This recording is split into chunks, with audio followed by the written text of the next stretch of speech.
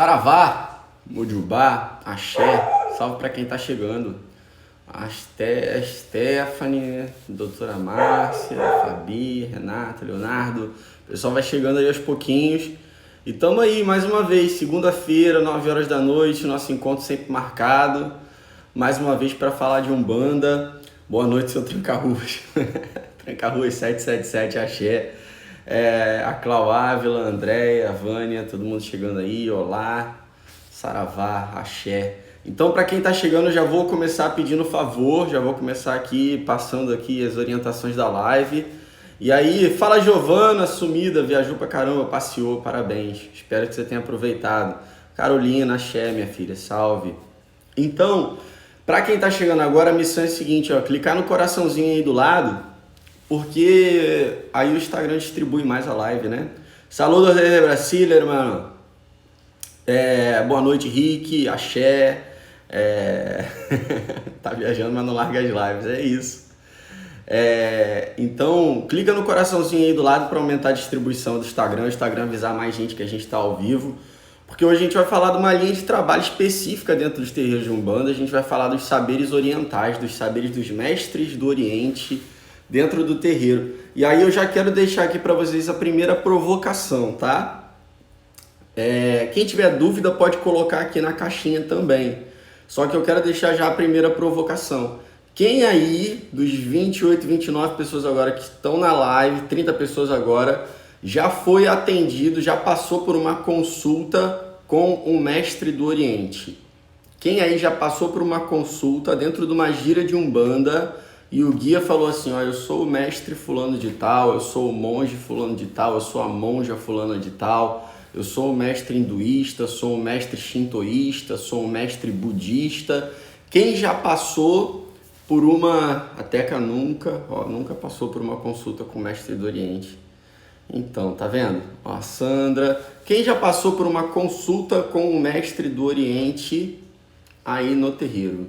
Foi no terreiro, tava tendo gira, e aí falaram pra você assim, ó, hoje a consulta é com os mestres do Oriente, você vai passar ali. E aí você chegou no guia e ele se identificou como um monge, uma monja, um mestre hindu, um mestre tibetano, a Renata também nunca. E aí quem nunca passou por esse tipo de consulta, ó, nunca, quem já passou, acho que é mais fácil perguntar quem já passou por uma consulta com quem me dera, aí ó, deve ser interessante, né, ó, nunca.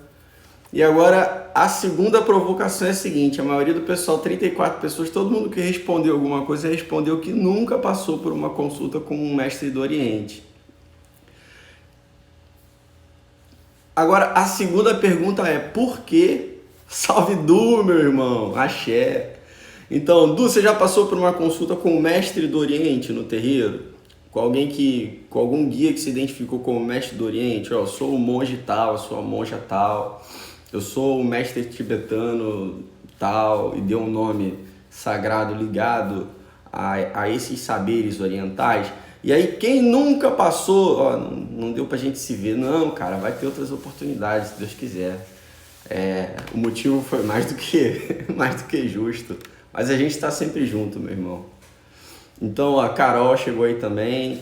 Então assim, quem nunca passou por uma consulta com o mestre do Oriente, por que você imagina que você nunca teve essa oportunidade, né? Por quê?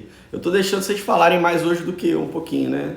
Eu nunca mas já conheci meus mestres durante o curso. E isso é a grande sacada de fazer desenvolvimento mediúnico, né? Olha lá, ó, o Du já passou por uma consulta com o mestre do Oriente, tá vendo? Então, quando a gente vai... E o que precisa para passar por uma consulta com o mestre do Oriente, né? Ele precisa ser chamado. É simples assim, né? O médium, ele tem que ter passado por um desenvolvimento onde ele conheceu esse mestre do Oriente, onde ele criou um vínculo com aquele membro da família espiritual dele, onde os dois se entrosaram, criaram um amor, uma amizade, criaram um elo afetivo, espiritual, energético, e aí a partir desse elo, médium e guia podem começar a trabalhar juntos, e aí o mestre do Oriente pode dar consulta no terreiro. E aí por que vocês acham que vocês nunca passaram por uma consulta com o mestre do Oriente, né? eu posso colocar aqui duas situações. Primeiro, porque talvez ele nunca tenha sido chamado. Talvez também, e aí a gente entra no campo dos talvez, ou no campo do talvez, né? Nossa, fala português certo, ô carioca. Então, a gente entra no campo do talvez, a gente entra no campo do eu acho, mas você pode imaginar que se o guia não se apresenta para trabalhar no terreiro, simplesmente é porque ele não foi chamado, não apareceu lá ainda. E você também pode imaginar que aquele médium não teve talvez a oportunidade de ter se encontrado com aquele membro específico da sua família espiritual.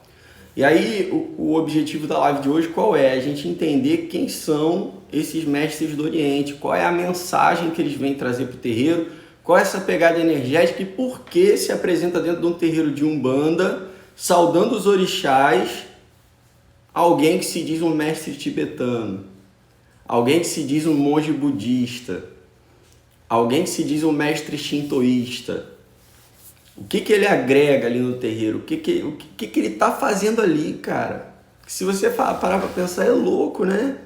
A Umbanda cheia de caboclo, preto velho, Exu, pombagira, de repente o cara vai e chegou um mestre do Oriente. Chegou um cara que vai trazer saberes orientais, saberes da cultura zazen, saberes que vão te levar a transcendências, a elevações de pensamento, a elevações conscienciais, vão te levar a olhares mais profundos para dentro de si mesmo, vão te levar a uma outra pegada energética. Ah, Márcio, mas aí não dá para chamar isso dentro do terreiro. Ué, por que não dá, velho? Quando a Umbanda é anunciada por Zélio de Moraes em 1908 aqui em Niterói, o Caboclo das Sete Encruzilhadas, que foi indígena em uma encarnação, porém foi Frei Gabriel de Malagrida em outra encarnação, ele deixa uma diretriz muito clara: a nenhum renegaremos. Com os que sabem mais aprenderemos, aos que sabem menos ensinaremos, mas a nenhum renegaremos. Então, se esses espíritos têm uma mensagem de amor, de paz, de caridade para passar, por que a esses espíritos seria negado a voz dentro do terreiro de Umbanda? Dentro do terreiro de Umbanda é lugar de voz, é lugar de fala, e a nenhum renegaremos. Então, você quer saber mais sobre essa linha? A representatividade é grande, todos beberam da fonte de conhecimentos do Oriente. É isso, são conhecimentos milenares, que vêm do Oriente para o Ocidente, tem até um ponto que é assim, vem do Oriente para o Ocidente, e esses saberes vão se amalgamando até chegar na nossa cultura ocidental. E muitos desses saberes se diluem quando chegam aqui na cultura ocidental, e a presença desses mestres do Oriente dentro do terreiro também é uma forma de reavivar esses saberes zen budistas, esses saberes shintoístas, esses saberes hinduístas. É válido e é super agregador dentro de um terreiro quando você começa a trabalhar sistematicamente com essa linha, quando você desenvolve a relação. Dentro de um processo de desenvolvimento mediúnico, você desenvolve a relação dos médiuns da sua corrente, dos médiuns do seu terreiro, com a sua família espiritual, com o mestre do Oriente, com a mestra do Oriente que a acompanha, e aí essa relação se estreita. Quando essa relação se estreita, médium e guia podem começar a trabalhar, e os saberes que aquele guia vem trazendo de culturas milenares do Oriente pode ser derramado dentro do terreiro. E olha que loucura santa, velho. Olha que loucura boa. De repente você tem um atabaque tocando num ritmo mais lento, num ritmo mais suave, e aí de repente você começa a sentir cheiro de incenso, e um mestre do Oriente acende um incenso, um outro pega um japamala, um outro pega um cristal, um outro pega um copo d'água, um outro acende uma vela, e aí a luz pode diminuir um pouquinho, e você tem todo aquele ambiente com cheiros de incensos variados, cristais brilhando, velas acesas. Imagina, só imagina. Imagina o que só a falta de um olhar mais carinhoso para o desenvolvimento da relação entre médium e esse guia que se apresenta como mestre do Oriente, para poder gerar uma intimidade suficiente para que os dois trabalhem juntos, olha o que está tirando de dentro do terreiro, né? Então a gente precisa compreender essa linha primeiro, e aí o objetivo da live de hoje, comecei aqui com as provocações, né, para saber quem já passou por uma consulta com o mestre do Oriente. E aí a maioria disse que nunca passou por uma consulta com o mestre do Oriente. E aí eu quero que vocês coloquem aqui na caixinha de perguntas dúvidas sobre essa linha de trabalho e a sua opinião do porquê você acha que você nunca passou num terreiro numa consulta com o mestre do Oriente. Cadê a propaganda dos selinhos? Então, Gi, vai começar agora, porque a gente vai conceitualizar essa linha de trabalho, né? Vamos partir para um conceito do que são os mestres do Oriente, qual é a mensagem, velho, tá chovendo em Niterói, eu tô suando. Quais são as mensagens, qual é a pegada energética, o que eles vêm falar aqui dentro do terreiro. 12. Não, hoje é 16, dia de Obaloaê, então a gente tem que chegar aos 16 selinhos, velho. Porque a gente vai entregar conteúdo hoje sobre mestres do Oriente. A gente vai lá na cultura hinduísta, shintoísta, tibetana, vamos falar de sânscrito, vamos falar de chakra, vamos fazer uma viagem aqui. Então, até agora eu passei aqui um tempo fazendo a introdução, 15 minutos de introdução, né? É que eu preciso abrir a porta, tô suando. Ó o barulhinho da chuva, vê se dá pra vocês escutarem. Eita, e tá calor. Então, que linha de trabalho é essa, né? Primeiro a gente tem que entender qual é a regência dessa linha de trabalho. Eles são regidos pela energia congregadora de Pai Oxalá. Por que energia congregadora, Márcio? Porque eles vêm trazer a congregação dos saberes orientais para dentro, né, do terreiro de Umbanda. Então se congregam ali saberes ocidentais com os saberes indígenas do caboclo, com os saberes africanistas do preto velho, com os saberes brasileiros da Umbanda.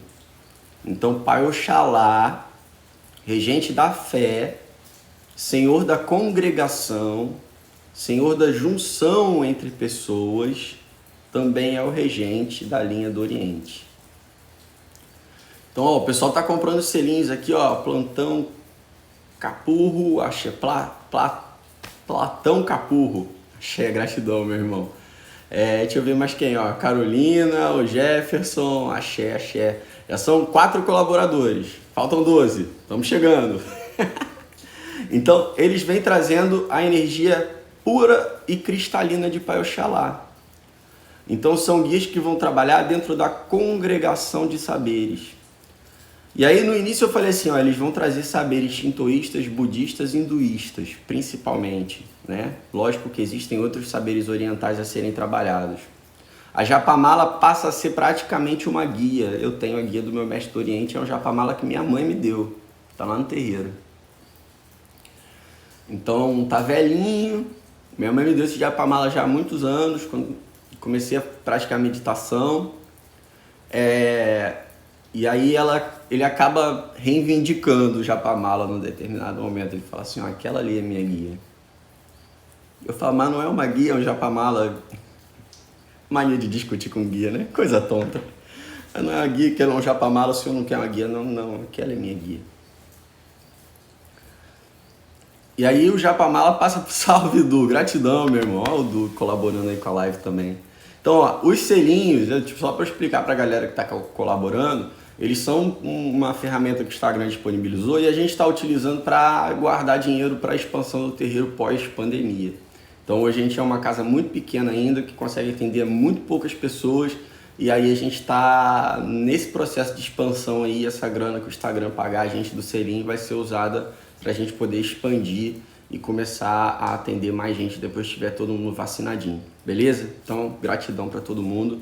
Essa grana vai ser usada nesse propósito. Tamo junto, Du, sempre. A próxima vez em BH, a gente não deixa de se ver de jeito nenhum.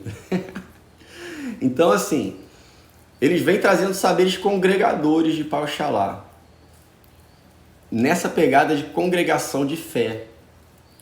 E aí, quando a gente fala em congregação, quando eu falei para vocês assim, ó, a gente vai falar de saberes shintoístas, budistas, hinduístas, a gente fala dos saberes, da essência, sem os tabus e sem os dogmas, sem a proibição, sem os conceitos religiosos, tá? Então, a gente pega ali o âmago da mensagem, entende esse olhar para si mesmo, entende essa transcendência do próprio ser, essa, entre aspas, evolução em direção a um ser eu melhor, entende essa necessidade de muitas vezes silenciar a mente, entende essa necessidade de muitas vezes repetir para si mesmo mantras que serão sagrados para você. E esses mantras não vão precisar estar em sânscrito, por exemplo, nem em japonês, nem em tibetano, nem em hindi. Esses mantras podem estar em português, como um Ho Oponopono, por exemplo, que fica escrito ali na parede, ó. Sinto muito, me perdoe, te amo, sou grato. E aí eles vêm ensinando esse tipo de mecanismo, esse tipo de ferramenta. Eles vêm te passando, ao invés talvez te pedindo, ao invés que você faça uma oferenda para que você receba a energia daquela oferenda, ele pede para você fazer 5 minutos de meditação e te defuma com o incenso dele, ao invés de defumar com charuto ou com cachimbo. Ele pode usar um pêndulo de cristal, ele pode usar o japamala para fazer uma limpeza energética em você.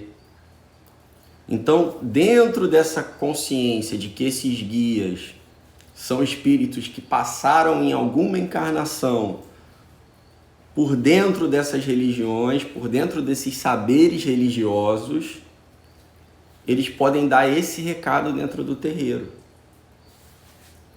Eles podem dar esse recado de, olha só, meu filho, tá na hora de você olhar para você mais do que você olha para o outro. Tá na hora de se perceber e tá na hora de estar em presença plena. Eu ia falar estar em mindfulness. É hora de estar em presença plena. Quem tem dificuldade aqui em estar plenamente presente? Dificuldade de se fazer plenamente presente na sua própria vida. Ah, mas esse conselho o Preto Velho não podia dar? Esse conselho o Caboclo não podia dar? Esse conselho o Exu também não pode dar? Pode dar. Porém, o Mestre do Oriente ele vai trazer esse conceito com uma profundidade muito maior, de quem vivenciou isso, né? E mindfulness, plenamente presente na sua vida, é algo que traz você de volta a você mesmo. E quantas vidas você já viveu, quantas mortes você já morreu e onde está você agora? Essa talvez seja a grande pergunta que o Mestre do Oriente vem te fazer. Porque eles passaram por saberes religiosos onde estar plenamente presente e não deixar com que o exterior te abale era algo que era ensinado para eles. E é por isso que eles vêm mostrar isso pra gente. O Jefferson está treinando. Começar a treinar é o primeiro passo, meu filho. Só de estar treinando já é um grande passo. Porque muita gente nem percebe que precisa treinar isso. Então, aquele espírito passou por saberes religiosos, onde ele foi imantado por esse saber, onde ele foi transbordado por esse saber de estar plenamente presente. Tem um guru indiano muito famoso na internet, que ele sempre fala assim, olha, a chave da minha felicidade ou da minha tristeza, se eu tô feliz, se eu tô rindo ou se eu não tô, só pertence a mim. Eu não vou entregar essa chave para mais ninguém. Eu decido a hora de eu estar feliz ou de eu não estar feliz. E se eu decidir, eu decidi. Não tem nada do exterior que vai mudar isso. não tem influência externa que vá mudar o seu interno. Isso é um baita de um desafio, né? Então a gente entender que as influências externas existem e vão estar presentes o tempo todo é o primeiro passo. E a gente entender que essas influências externas podem ser positivas ou negativas é o segundo passo. A gente entender que essas influências externas, positivas e negativas, podem ser filtradas e você pode ficar com as influências positivas e deixar passar as influências negativas é o terceiro passo. E aí quando você entende que a influência maior é você mesmo, é o quarto passo. E no quinto passo você se torna uma boa influência para você mesmo. De onde é que eu tirei esses 5 passos agora? Se mandar eu repetir, meu irmão. Tem que ver a gravação. Alguém gravou os 5 passos aí? Então, os 5 passos para se tornar uma influência melhor para você mesmo. Só por a gente tem muita coisa maneira para falar. Tem muita coisa maneira para falar. A gente pode, por exemplo, falar cada vez sobre um conceito, né? Sobre um saber oriental. Dentro da própria filosofia Zazen, né? E aí a gente tem uma referência muito grande na queridíssima Monja Coen. Ela fala muito sobre isso. Sobre não deixar que o externo te abale tanto e prestar muito mais atenção no interno.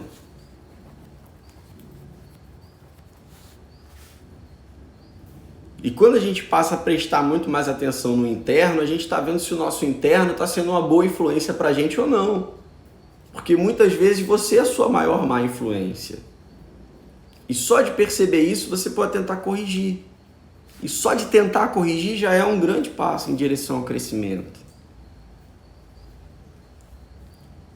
Então, quem são esses espíritos, né?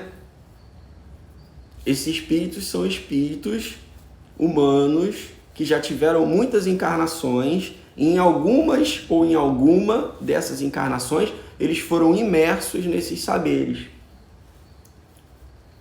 E como é que eles podem atender no terreiro, Márcio, Ana Cláudia, mas o Celim? São 7, falta 9, né? A gente marcou o quê? 16 hoje?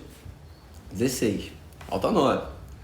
Como é que eles podem atender no terreiro, Márcio? Eles podem atender em pé, eles podem atender sentados, eles podem se apresentar numa característica mais anciã, eles podem se apresentar numa característica mais jovial, eles podem ser espíritos que se identificam com o masculino, espíritos que se identificam com o feminino. Ah, mas eles vão dizer para mim que eu não posso ter bens materiais, por exemplo, né? Isso é uma coisa que a própria Monja Coen fala, que todo mundo diz que não quer entrar para o budismo porque vai ter que abrir mão dos bens materiais. Ela fala, não, você tem que querer ter a sua casa, aquele jeitinho dela, né? Fofa demais. Não, você tem que querer ter a sua casa. Você só não precisa querer ter mais do que você precisa. Porque quando você começa a ter muito mais do que você precisa, aquilo começa a ser peso na sua caminhada e não veículo para o seu crescimento. E isso, não sei se o Du tá aí ainda, mas a gente aprende muito bem também dentro da jornada com o Exu do Ouro, né? Que os nossos bens materiais sirvam como veículo para a nossa caminhada, mas não como chumbo, né? Como veículo que nos leve ao crescimento e não como chumbo nas nossas costas. E aí esses guias vêm falar muito disso também, sobre transcender a questão da materialidade, sobre transcender a questão da volatilidade da matéria. Tá aí, você é um cara que vivenciou muito de perto, e eu sei que foi um momento muito transformador na sua vida. Essa parte essa jornada do Exu do Ouro que você fez, né, cara? Foi um baita aprendizado. Pra mim, eu já fiz o curso, eu acho que 4 vezes. Falei pro Rodrigo que eu quero 4 diplomas. E cada vez é um aprendizado diferente. E essa questão de transcender a materialidade e a gente entender a volatilidade das coisas, de que um dia você tem, no outro dia você não tem mais, é muito importante pra gente ter paz na nossa caminhada. É muito importante para você entender que você tem aquilo que você precisa ter, que você batalhou para ter e que, sabe? E tem toda uma mensagem dentro do Zen Budismo que fala sobre isso. E que não prega necessariamente a pobreza. Ninguém está aqui para ser pobre, ninguém está aqui para ser, né? Não é tá está em situação de vulnerabilidade social. É estar em situação de conforto. Então esses guias vêm falar sobre isso também, sobre esse aspecto até financeiro, de você começar a olhar para as coisas que você tem e amar mais aquilo que você tem. Fez 3 vezes, virou livro, 49 dias para a vida inteira. Então, vou aproveitar para fazer um outro merchan aqui, ó, do Lincoln, 49 dias para a vida inteira. É um baita livro. Também tem as artes dele lá, cara. Quem quiser entrar no Instagram do Du aí, tem um monte de tela linda. Que eu fiquei de pegar em BH com ele e não consegui, mas vai ter outra oportunidade, se Deus quiser. E aí quem quiser conferir lá a arte do Du, quiser conferir o livro, ele manda até autografado, manda até assinado, né, Du? Porque são 49 dias de uma jornada transformadora mesmo. Mas vamos lá. E aí a gente começa a entender que você tem aquilo que você precisa, você tem aquilo que você conseguiu gerar, e aquilo que você consegue gerar parte muito de quem você é. Então, se você se torna uma boa influência, por exemplo, no seu pilar financeiro, no seu pilar material, você vai ter um bom pilar material. Se você é uma boa influência para você mesmo no seu pilar sentimental, você vai ter um bom pilar sentimental. Se você é uma boa influência para você mesmo dentro do seu pilar espiritual, você vai ter um bom pilar espiritual. Então, você passa a ser a sua maior boa influência. Essa é a grande sacada dessa interiorização dos saberes. Ah, Márcio, mas então como é que fica a questão dos orixás? Se eles veneram a outros deuses, por exemplo, fica sem problema nenhum. Porque quando eles chegam no terreiro de Umbanda, eles chegam reconhecendo o panteão Nagô-Yorubá que rege a religião. Então um guia do Oriente, um mestre do Oriente, ele não vai dizer assim, olha, eu sou imantado por Buda. Ele pode até citar Buda. Mas ele vai falar assim, olha, vem na força de Pai Oxalá. Aí só na força de Pai Oxalá que ele pode vir? Não. A regência da linha é de Pai Oxalá. Mas você pode ter o monge fulano de tal dos mares. E aí ele também traz o poder de geração de Iemanjá. Você pode ter o mestre fulano de tal dos ventos no bambuzal. E aí ele traz a força direcionadora de Manhã-San. Você pode ter a mestra fulana da cachoeira. Ela traz a agregação de Mãe Oxum. Então todos esses guias eles vão trazer saberes congregadores de Pai Oxalá, eles vão trazer saberes específicos das religiões orientais e eles vão trazer imantações específicas dos orixás pelos quais eles são imantados. E sim, eles serão imantados por orixás porque eles estão na Umbanda. E a gente é filho de santo. A gente é filho de orixá. E aí esse guia, quando recebe a outorga para chegar e falar assim, ó, vou chegar na Umbanda para dar conselho. Ele não é inconsciente de chegar na Umbanda e falar assim, não, esses orixá que vocês estão vendo aqui, não, lá no meu tempo não existia orixá, não. Eu era de outro lugar que não tinha orixá, não. Ele nunca vai fazer um discurso que seja incompatível com o chão sagrado no qual ele está pisando. Então vamos começar a entender isso. Que nada se dissocia, tudo se agrega.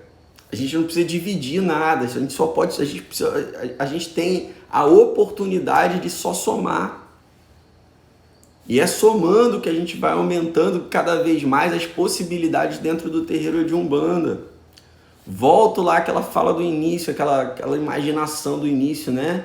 Se imagina dentro de um terreiro com atabaque batendo baixinho, uma meia luz, um monte de velinha acesa, incenso espalhado por tudo quanto é lado, um guia recitando um mantra, um outro guia dando um passe energético, um outro ensinando um Ho'oponopono.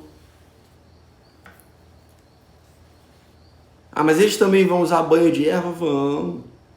Eles também podem pedir oferenda para o orixá? Podem, se eles acharem necessário. E aí uma dúvida que sempre vem aqui. Os mestres do Oriente são tão ascensionados que eles não incorporam, eles só dão sustentação energética ao trabalho? Não. Os mestres do Oriente incorporam em seus médiuns e atendem a quem precisar de atendimento, levando em consideração que aquele médium passou por uma aproximação com aquele espírito, com aquele guia, com aquele membro da sua família espiritual. Beleza? Primeira dúvida que sempre bate aqui, antes de eu abrir as caixinhas e a gente daqui a pouco está encerrando. Segunda dúvida que sempre aparece aqui, os mestres do Oriente são os ciganos? Não. Cigano é uma linha de trabalho, o mestre do Oriente é outra linha de trabalho. Por que o pessoal confunde muito? Porque muitos ciganos se apresentam como ciganos do Oriente. E o que um cigano quer dizer quando ele diz que é um cigano do Oriente? Ele está dizendo assim, ó, eu venho de terras longínquas e trago muitos saberes. Inclusive, ele pode estar dizendo também que é imantado pela energia de Pai Oxalá. Faltam quantos selinhos? Ih, Teca, tá em 7, filha. Vai não. Já tô pensando em salvar com 10, né? A Giovana tinha falado 11 no início. Porque quando a gente vê que a meta não tá... A gente desce a meta um pouquinho, vai na humildade. A dúvida do Jefferson era essa, né? Cigano. Ah, cigano do Oriente. Cigano é uma linha de trabalho, a regência da linha de trabalho de cigano é de Manhagunitá. Quando ele diz que é do Oriente, ele diz que também traz saberes daqueles povos, porque o cigano pode ter passado por muitos lugares, inclusive pelo Oriente. Na live de ciganos eu falei do meu tio Ron, meu tio Jean Basile, né, já falecido. Ele era Ron. Se ele era Ron, ele veio da Romênia. Se ele era Romênia, ele veio do Oriente. Então ele podia falar assim, ó, eu sou do Oriente. Ele é romeno. Então, esses ciganos, quando dizem que são do Oriente, eles dizem assim, ó, a gente veio de terras do Oriente. Quando a gente se refere ao Oriente, a gente também se refere a Pai Oxalá. E aí ele pode estar te dizendo isso, que ele traz saberes orientais e que ele já passou por muitas terras, muitos saberes, inclusive por muitas vidas. Essa é uma outra parada. Axé, boa noite.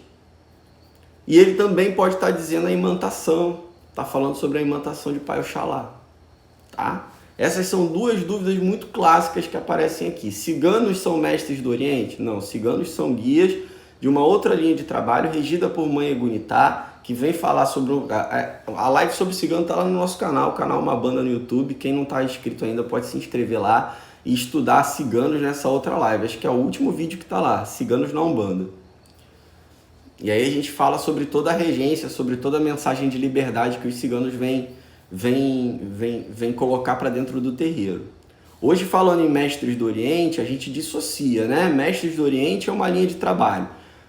Ciganos é uma outra linha de trabalho. Um cigano do Oriente simplesmente está te dizendo que ele já passou por muitas terras, que ele pode ter passado inclusive por esses saberes em alguma das encarnações dele e que ele também traz a regência de Pai Oxalá, além da regência da linha, que é de Manhagunitá. Tá? Ah, é porque a minha cigana é do Oriente. Tudo bem, ela é uma cigana do Oriente, ela não é uma mestra do Oriente, é uma outra linha de trabalho. Tá? Vamos lá. Então vou abrir a caixinha de pergunta aqui.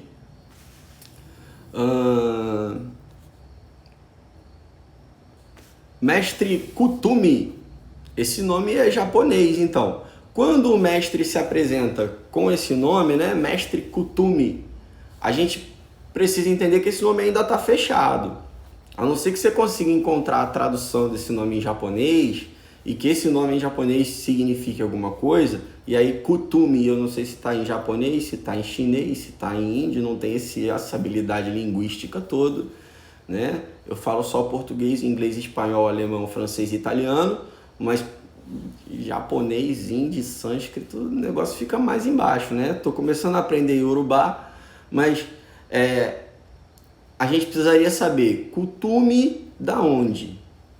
E aí que entra a regência do outro orixá, né? A regência da linha de Pai Oxalá. Qual é a regência desse guia? Ele é um cutume das matas, então ele vem falar sobre conhecimento, sobre expansão, ele é de Oxóssi.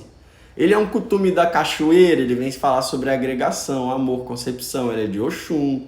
Ele é um mestre cutume dos ventos, ele vem falar sobre direcionamento, ele é de Manhãçã.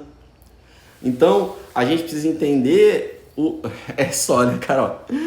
Já tá bom, né? O HD já tá ficando meio cheio.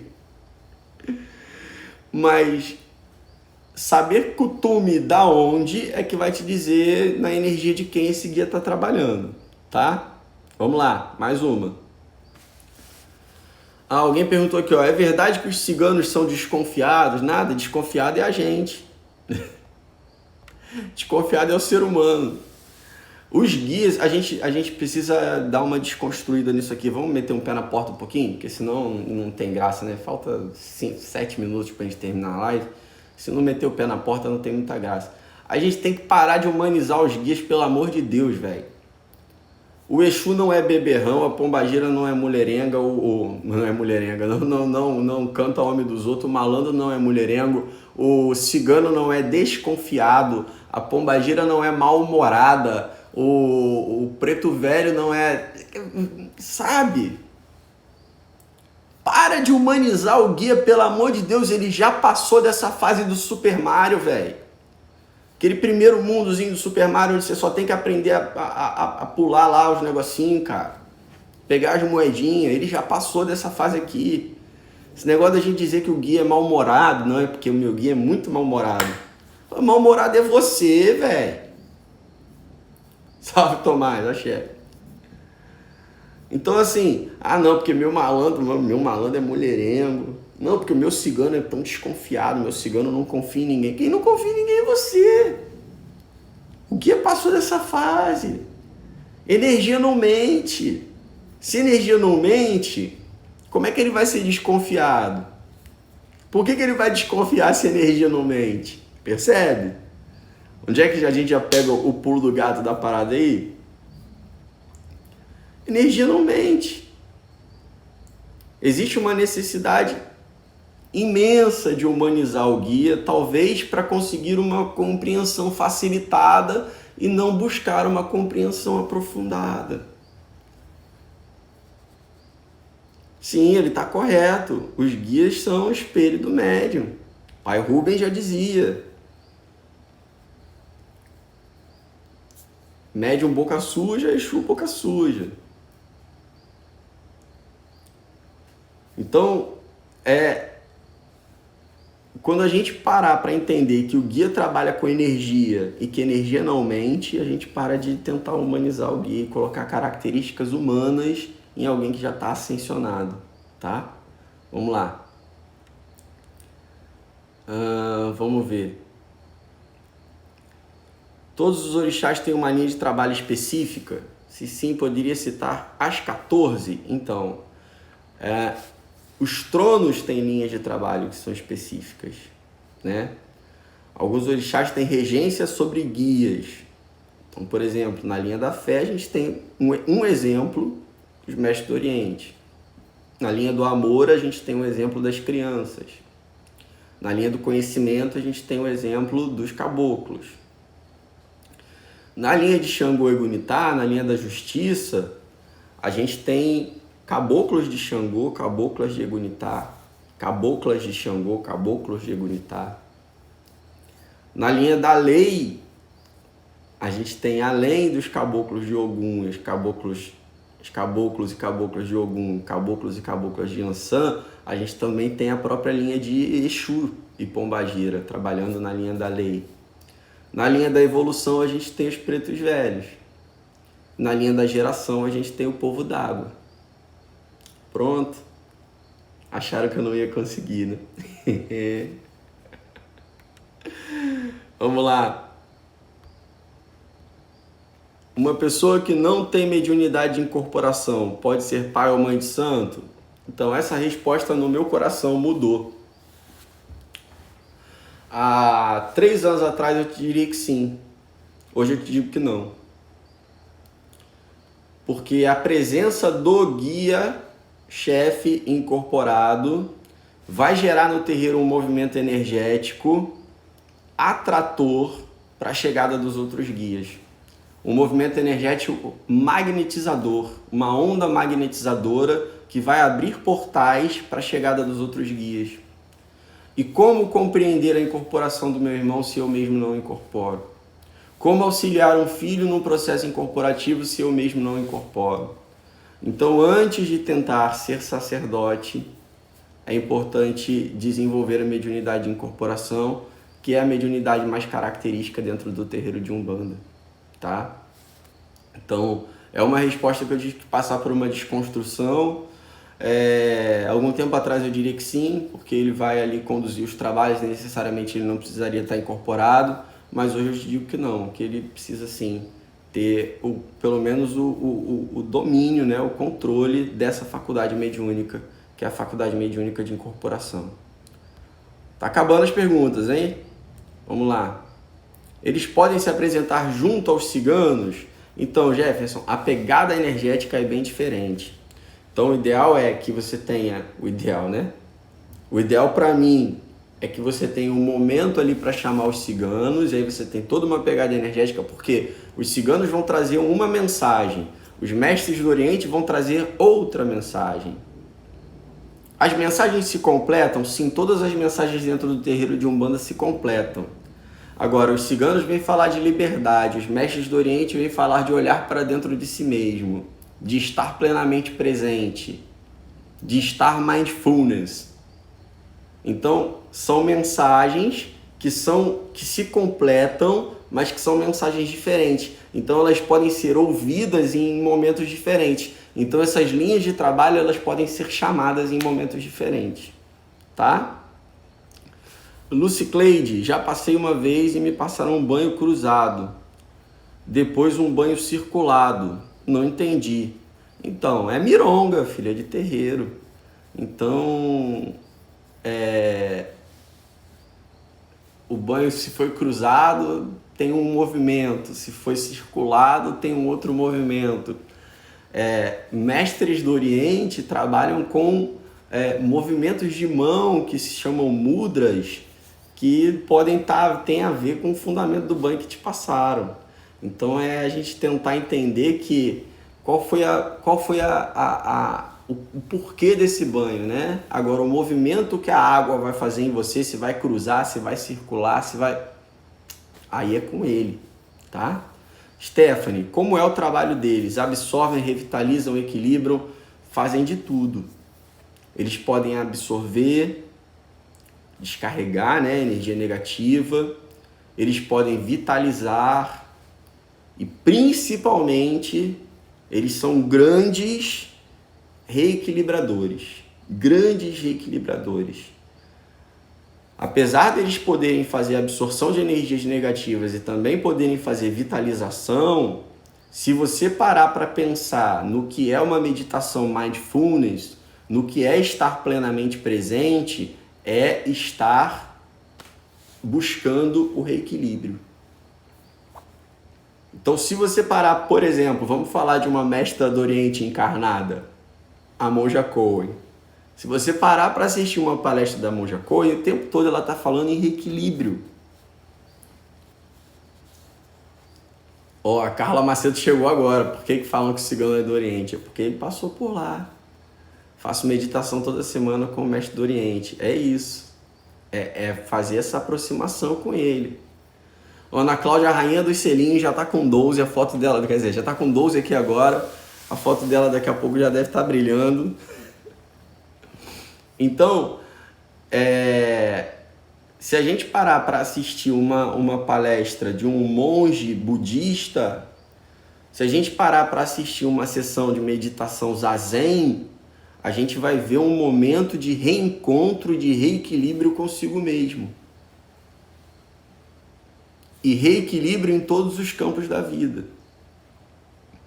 Você está ali reequilibrando seu mental, seu sentimental, seu espiritual e seu físico. Porque quando você está trabalhando a sua respiração, você está reequilibrando seu corpo físico, oxigenando as suas células, relaxando seus músculos. Quando você está fazendo meditação, você está equilibrando seu corpo mental, tirando pensamentos que não te servem mais e estando simplesmente plenamente presente. O Alexandre fala também muito, né, nos tipos do yoga, né? E a gente fala de karma yoga, que é yoga da ação, e aí você pode simplesmente estar plenamente presente lavando louça ou varrendo a casa. É um momento seu de meditação ali. Se você estiver lavando aquela louça plenamente presente, se você estiver varrendo a casa plenamente presente, extremamente focado naquilo que você está fazendo e só naquilo, sem pensar em mais nada, você está meditando. E muita gente coloca uma coisa assim, né? Como se meditar fosse sentar em posição de lótus, com a coluna ereta. Existe essa técnica? Existe. Mas meditar nesse contexto de karma yoga é simplesmente estar em ação plenamente presente. O que fazer quando uma pessoa sente vontade de girar, mas fica tonta? Eu sinto vontade de girar, mas fico tonta. Então não gira, né, filho? É só não girar. Então, se você vai fazer uma coisa que pode prejudicar o seu corpo físico, não faça. Uma senhorinha rezadeira pode passar essa missão para outra pessoa, ou isso cabe apenas às pretas velhas? Não. Um encarnado pode ensinar outro encarnado, né? A gente vê tanto isso no sacerdócio, quando a gente recebe a outorga de um outro sacerdote encarnado. Então, isso, ser rezadeira também é um sacerdócio. Mas aí a gente vem, e eu acho que ficou claro para todo mundo agora de quem são esses caras, né? Quem são esses espíritos que vêm do Oriente, imantando, trazendo essa mensagem do estar plenamente presente, do olhar para si mesmo, do olhar para a natureza, do olhar para as coisas simples e pequenas que fazem toda a diferença no seu dia a dia, e que esses guias podem estar sim dentro do terreiro, atendendo, dando passe, dando consulta. O que precisa? Desenvolvimento da relação entre médium e esse guia, para que os dois se diluam em um e possam trabalhar juntos. E o que precisa também? Chamar. Porque se chamar, eles vêm lá do Oriente. Gratidão a todo mundo. Até a próxima live. Modiubá, axé.